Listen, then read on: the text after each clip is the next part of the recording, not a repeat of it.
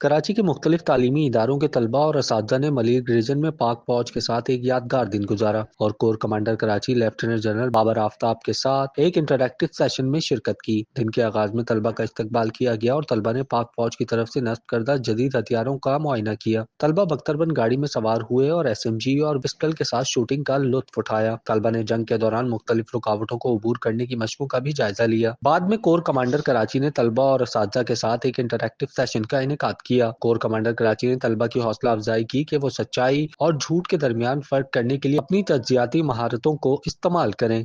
آج ہمارا corps commander صاحب کے ساتھ بہت اچھا سیشن ہوا۔ انہوں نے ہمارے سوالوں کا بہت تسلی بخش جواب دیا ہے، تو اس سے کافی معلومات بھی حاصل ہوئی کہ انہوں نے ہماری درخواست پر اس طرح کا پروگرام منعقد کیا اور ہمیں جدید اسلحے کی نمائش دیکھنے کا موقع ملا۔ لائیو فائرنگ میں حصہ لیا اور ایڈونچر مظاہرے کا مشاہدہ کیا۔ 5th جنریشن کے حوالے سے کور کمانڈر نے ہماری بہت اچھی رہنمائی کی تاکہ ہم سوشل میڈیا پہ ہونے والے پروپیگنڈا کا شکار نہ ہو سکیں۔ عوام اور فوج کی محبت کو کوئی جدا نہیں کر سکتا۔ ہم ایک تھے، ایک ہیں اور ایک ہی رہیں گے۔